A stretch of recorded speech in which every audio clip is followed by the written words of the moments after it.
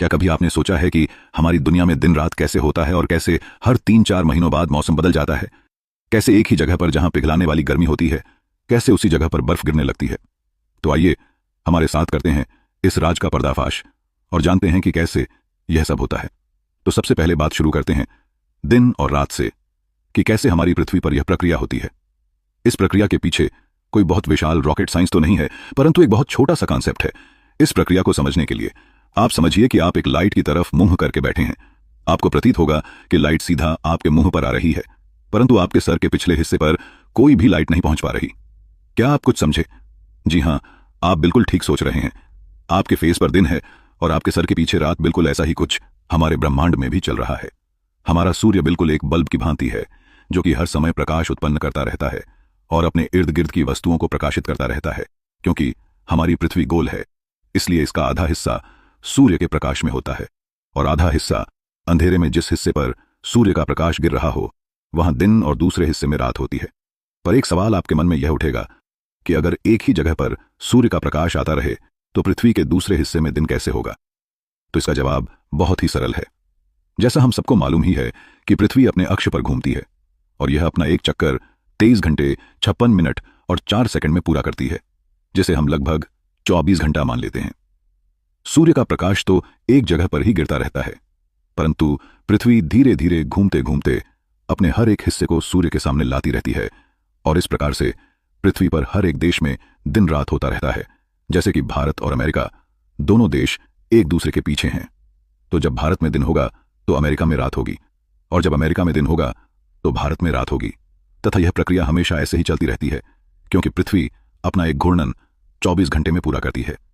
इसलिए हमारा एक दिन 24 घंटे का होता है, जिसमें से 12 घंटे दिन और 12 घंटे रात होती है ना? समझने में बहुत ही आसान। तो आइए आगे समझते हैं कि धरती पर मौसम कैसे बदलते हैं। इसे समझने के लिए भी आपको कोई साइंटिस्ट जैसे दिमाग की जरूरत नहीं है। अब आप सब लोगों को यह तो मालूम ही है कि पृथ्वी अपने अक्ष पर घूमती है, परंतु पृथ्वी ब्रह्मांड में बिल्कुल सीधी नहीं है, बल्कि यह थोड़ी झुकी हुई है। कहने का मतलब यह है कि पृथ्वी अपने जिस अक्ष पर घूम रही है वह अक्ष 20.5 डिग्री झुका हुआ है, जिससे कि पृथ्वी पर विभिन्न प्रकार के मौसम बनते हैं। मान लीजिए पृथ्वी पर 3 लाइन्स है और जिस लाइन पर सूर्य का प्रकाश डायरेक्ट गिर रहा होगा वहां पर बहुत गर्मी होगी और अन्य जगहों पर सर्दी। मान लीजिए भारत इस ऊपर वाली लाइन पर है, तो भारत पर सूर्य की डायरेक्ट सनलाइट आने के कारण यहां पर गर्मी का मौसम होगा, परंतु इस निचली लाइन पर ऑस्ट्रेलिया है और यहां पर सूर्य की किरणें ठीक से नहीं पहुंच पा रही, जिस वजह से यहां बहुत ठंड होगी।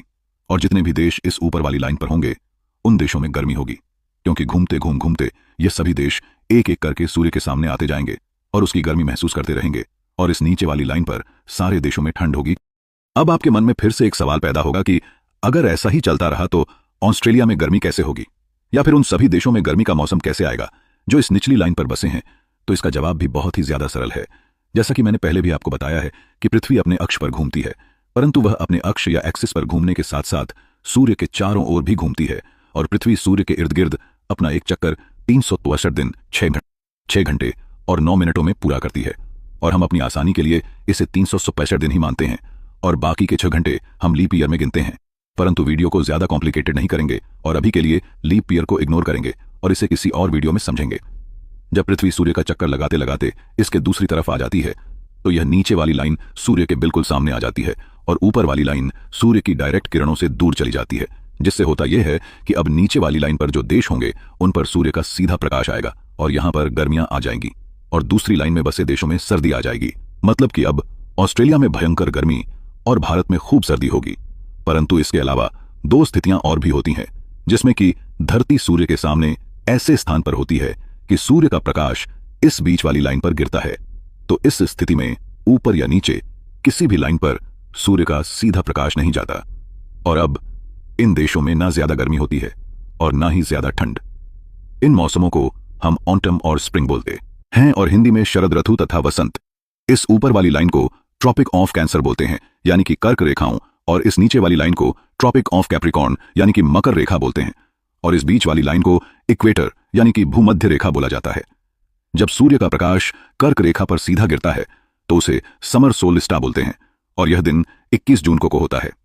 यह दिन पूरे साल का सबसे ज्यादा गर्म दिन होता है और इसके विपरीत जब सूर्य का निशाना मकर रेखा पर होता है तो उसे विंटर सोल्स्टाइस नाम से जाना जाता है। यह दिन साल का सबसे ठंडा दिन होता है और 22 दिसंबर को यह दिन हमारे कैलेंडर में शामिल किया गया है। इसके अलावा आप सभी लोग एक चीज और जानने के बहुत इच्छुक होंगे कि धरती पर कई जगहों पर महीने दिन और 6 महीने रात कैसे होती है। तो आइए आपको यह चीज भी समझा देते हैं। पृथ्वी के झुके होने के कारण जब सूर्य का प्रकाश कर्क रेखा पर गिरता है तो आप नोटिस कीजिए, नॉर्थ पोल में कभी अंधेरा होता ही नहीं है क्योंकि पृथ्वी झुकी हुई है। इसलिए नॉर्थ पोल हमेशा सूर्य के सामने ही रहता है और जब तक सूर्य कर्क रेखा पर मेहरबान रहेगा तब तक नॉर्थ पोल में जितने भी देश होंगे उन सब पर दिन ही रहेगा, जैसे कि नॉर्वे, स्वीडन और फिनलैंड। और इसके विपरीत साउथ पोल तक सूर्य का प्रकाश नहीं पहुंच पाता, इसलिए वहां छाया और वहां पर तभी दिन होगा जब मकर रेखा सूर्य के सामने आएगी। मैं आशा करता हूं कि आप लोगों को इस वीडियो के माध्यम से हमारी पृथ्वी पर होने वाले दिन रात और मौसम के बारे में अच्छे से जानकारी मिल गई होगी। अगर आपको वीडियो पसंद